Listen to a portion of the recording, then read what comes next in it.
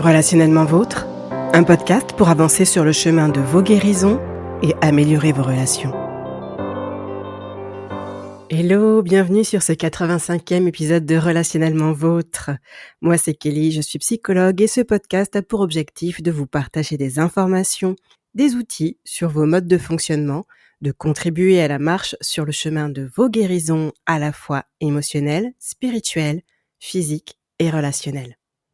C'est la reprise du podcast après une pause de 3 mois et c'est un plaisir de vous partager de nouveaux épisodes.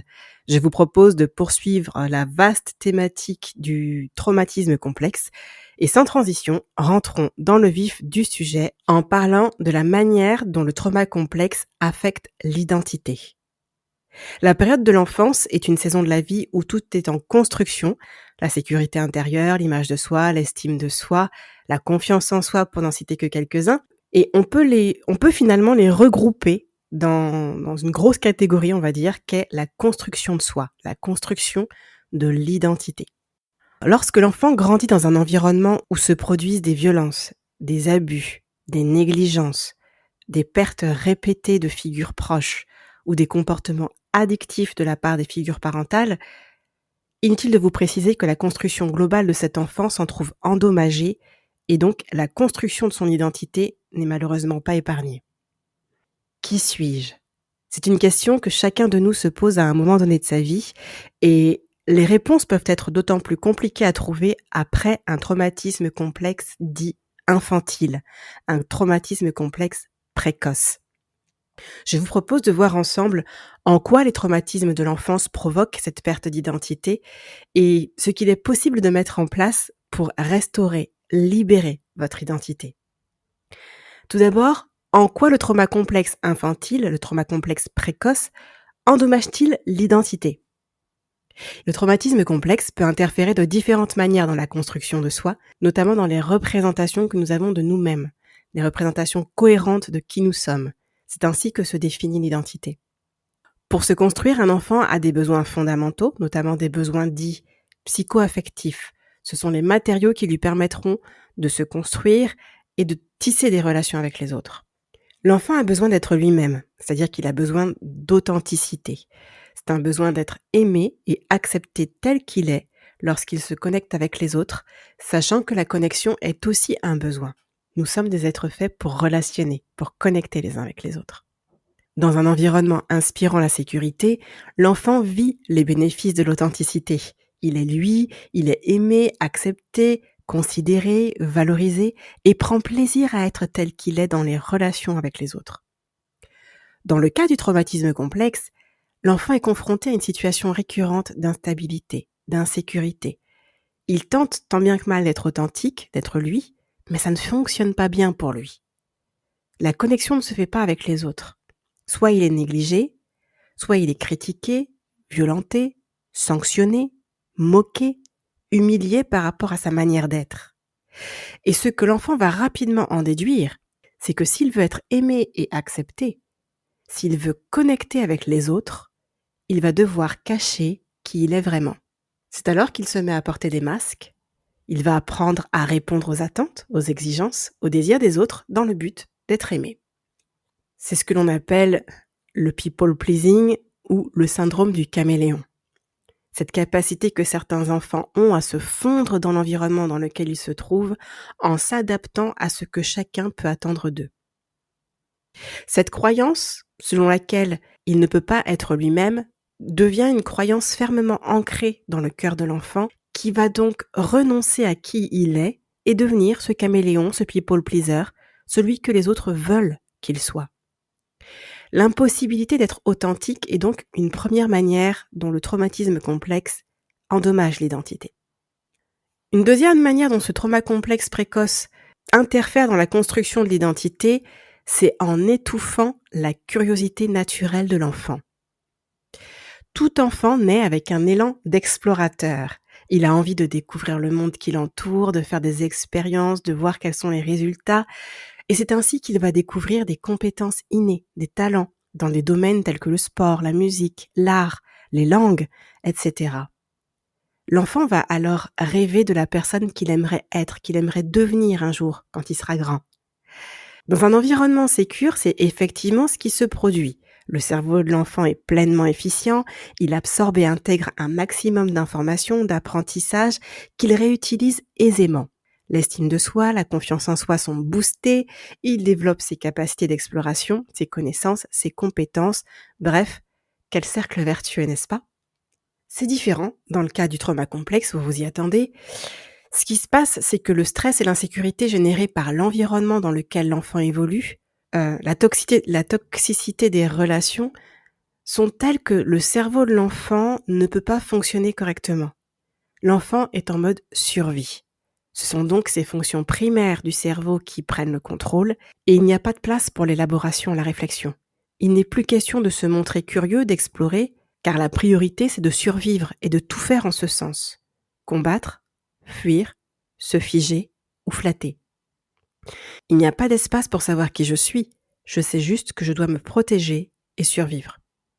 Sans cette exploration de l'enfant, il n'y a pas cette possibilité de se découvrir à travers diverses activités, de voir émerger des compétences spécifiques, d'avoir des rêves sur la personne que nous aimerions devenir. Certains environnements familiaux sont tels que les parents dictent tout à l'enfant. Comment il doit penser, agir, parler, qui il doit fréquenter, quel choix de vie il doit faire, etc. Ainsi, la vie de l'enfant est contrôlée et régulée par l'éducation dictatoriale adoptée par les parents ou l'un d'entre eux. Et de cette manière, comment l'enfant peut-il découvrir qui il est? Certains parents veulent que leur enfant remplisse leurs rêves de parents, qu'il soit médecin, avocat, sportif de haut niveau. Et ils ne laissent pas l'espace à l'enfant de découvrir qui il est, ni de construire sa personnalité. Son chemin est déjà tracé et il n'y a pas d'autre alternative que de faire en sorte de rentrer dans le moule, de suivre ce chemin. L'enfant a donc la lourde charge de concrétiser la vie que ses parents n'ont pas eue. Mais du coup, comment fait-il pour concrétiser sa propre vie? Nous avons donc vu que le trauma complexe empêche l'authenticité nécessaire à la construction de l'identité.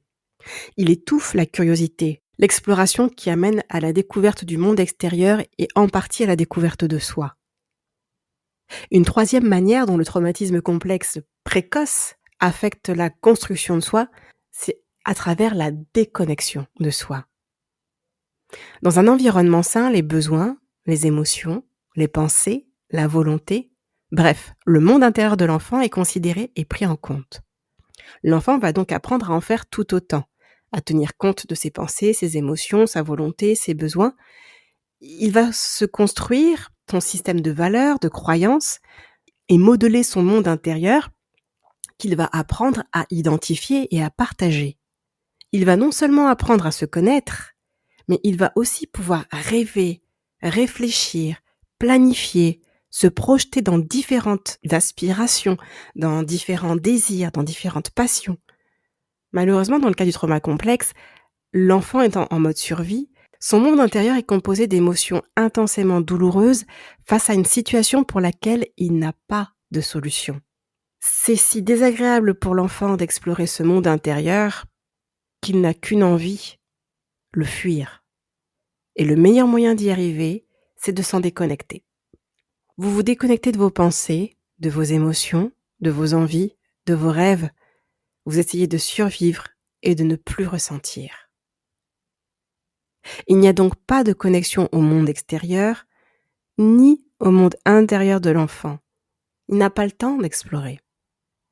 Une quatrième manière dont le trauma complexe précoce endommage la construction de l'identité, c'est en affectant nos modes de fonctionnement, nos stratégies de coping, c'est-à-dire les stratégies que nous allons utiliser pour faire face aux situations qui se présentent à nous, et nos manières de relationner vont être modifiées par l'environnement abusif, négligent, par les pertes répétées ou toute autre circonstance douloureuse rencontrée dans l'enfance à l'origine des traumas. Dans un environnement considéré comme sain, entre guillemets, S-A-I-N, un environnement aimant, sécurisant, les comportements des parents servent de modèle fonctionnel à l'enfant, des modèles à partir desquels il va se construire et s'épanouir sur les plans personnels et relationnels.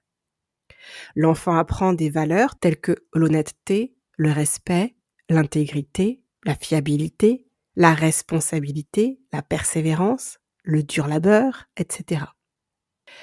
Dans le cas du trauma complexe précoce, les figures parentales sont bien souvent dites dysfonctionnelles. Vous apprenez à mentir pour survivre. Il vous est difficile d'être considéré comme fiable, car en fonction des circonstances, vous pouvez être en mode combat ou en mode fuite. La dysrégulation crée des réactions incontrôlées, impulsives, disproportionnées. Vous êtes dans l'évitement ou vous vous fermez. Vos stratégies de coping vous permettent de survivre, certes, mais elles ne sont pas saines. Vous construisez involontairement une part sombre de vous qui manque de respect, d'honnêteté, de fiabilité, et c'est ainsi que vous avez appris à vivre pour survivre. Lorsque vous vous retrouvez dans un environnement sain, vous ne vous sentez pas à votre place, cette part sombre de vous est difficilement supportable.